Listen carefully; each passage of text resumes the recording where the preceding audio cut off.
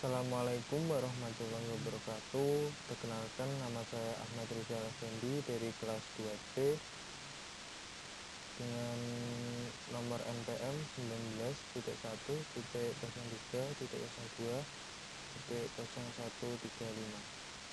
Di sini saya akan mencoba menjelaskan tentang peluang kejadian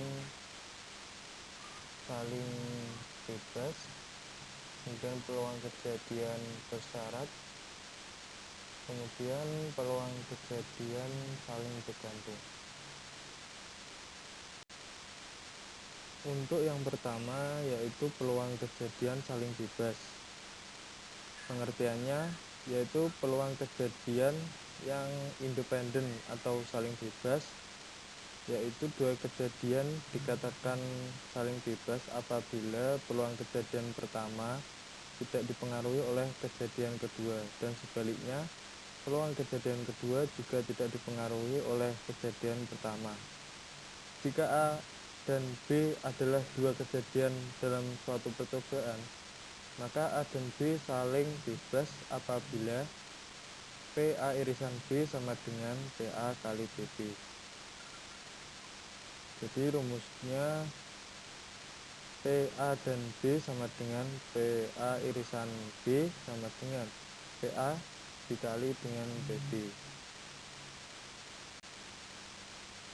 Contoh soalnya yaitu dua dadu dilempar bersama-sama.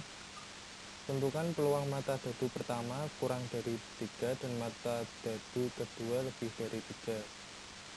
Jika kita pandang sebagai dua kejadian berdiri sendiri, maka kejadian A, mata dadu pertama kurang dari 3, jadi anggotanya hanya angka 1 dan 2. Kemudian jumlah ruang sampel A sama dengan 2. Kemudian ruang sampel atau NS-nya sama dengan 6. Jadi rumusnya PA sama dengan NA per NS. NA-nya diketahui 2, kemudian NS-nya 6, jadi hasilnya 1/3. Kemudian kejadian B, mata dadu kedua lebih dari 3. Jadi B sama dengan 4, 5, dan 6. Jumlah anggota B sama dengan 3. Ruang sampelnya sama yaitu 6. Rumusnya PB sama dengan NB dibagi dengan NS. NB-nya diketahui 3 dan NS-nya 6. Jadi disederhanakan menjadi setengah. Peluang mata dadu pertama kurang dari 3 dan mata dadu kedua lebih dari 3 yaitu PA irisan B sama dengan PA dikali dengan PB sama dengan 1/3 dikali 1/2, hasilnya 1/6. Kemudian yang kedua yaitu peluang kejadian saling bergantung. Pengertiannya yaitu apabila terdapat elemen yang sama antara kejadian yang satu dengan lainnya. Sebagai contoh, misalkan kejadian A merupakan kejadian munculnya mata dadu 1 dan kejadian B adalah munculnya mata dadu bilangan ganjil. Karena 1 juga merupakan bilangan ganjil, maka kejadian A dan B tak saling lepas. Rumusnya PA gabungan B sama dengan PA ditambah PB dikurangi PA irisan B. Contoh soal, pada daerah Cipinang sering terjadi hujan, terkadang banjir, terkadang tidak. Karena daerah tersebut dekat Sungai Ciliwung, yang bagian hulunya ada di daerah Bogor, sehingga daerah Cipinang sering juga terkena banjir walaupun tidak hujan. Pada suatu hari peluang hari hujan saja 40%, sedangkan terjadi banjir saja hanya 50%. Tentukan berapa persen peluang terjadi hujan atau banjir. Peluang hujan atau pH sama dengan 0,4. Kemudian peluang banjir atau PP-nya sama dengan 0,5. Karena bisa terjadi hujan tetapi tidak banjir, dan terjadi banjir tetapi tidak hujan, maka kedua kejadian saling bebas, sehingga peluang kejadian hujan dan banjir dapat dikalikan.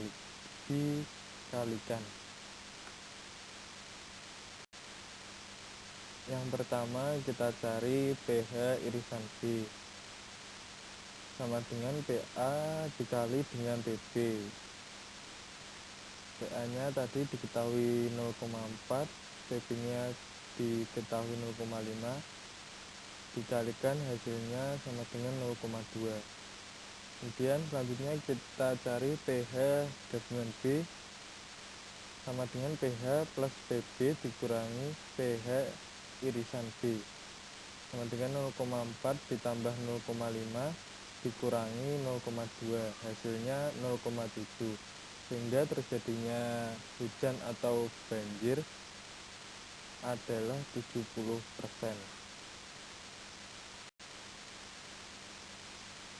Kemudian yang ketiga adalah peluang kejadian bersyarat. Pengertiannya yaitu peluang kejadian bergantung kepada peluang kejadian yang lain. Rumusnya PB dengan syarat A sama dengan PA irisan B dibagi dengan PA, di mana PB dengan syarat A adalah peluang kejadian bersyarat B dengan syarat A terjadi. PA irisan B adalah peluang kejadian A irisan B, dan PA adalah peluang kejadian A. Contoh soalnya berikut ini adalah tabel status alumni sebuah perguruan tinggi yang lulus tahun 2017 menurut status bekerja dan juga jenis kelamin. Jenis kelaminnya laki-laki dan perempuan. Laki-laki yang bekerja sebanyak 800, yang belum bekerja 100, jadi jumlahnya 900. Perempuan yang bekerja jumlahnya 400, belum bekerja 700, jumlah totalnya 1100. Kemudian jumlah laki-laki dan juga perempuan 1200. Jumlah yang belum bekerja 800. Kemudian jumlah totalnya 2000. Jika seorang alumni dipilih secara acak, berapakah peluang terpilihnya alumni laki-laki, alumni yang bekerja, alumni laki-laki dan bekerja, alumni yang bekerja dengan syarat dia adalah laki-laki, kemudian alumni yang bekerja dengan syarat dia adalah perempuan, kemudian alumni perempuan dengan syarat dia belum bekerja. Jadi sebelum menjawab, kita buat dulu tabel dalam bentuk peluang.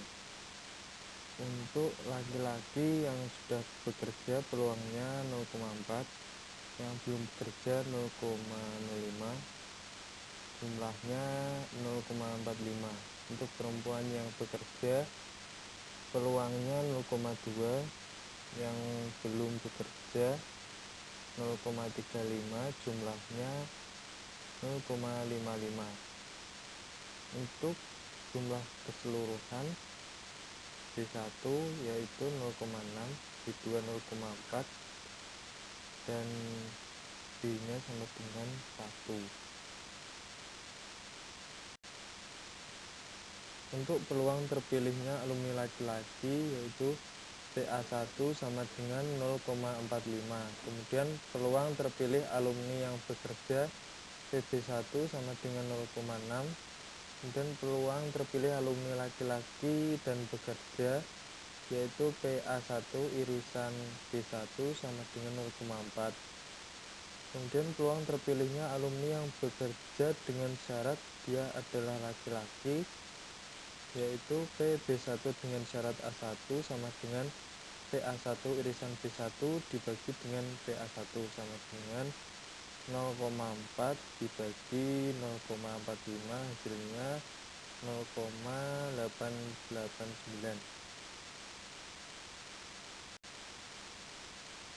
Peluang terpilihnya alumni yang bekerja dengan syarat dia adalah perempuan, yaitu PB1 dengan syarat A2 sama dengan PA2 irisan B1 dibagi dengan PA2 sama dengan 0,2 dibagi 0,55 hasilnya 0,364.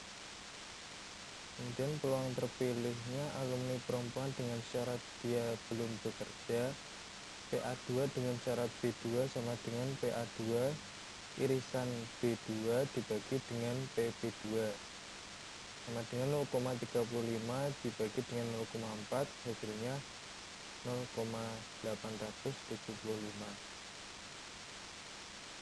Baik, mungkin begini dulu penjelasan dari saya. Ada kurang lebihnya saya mohon maaf. Assalamualaikum warahmatullahi wabarakatuh.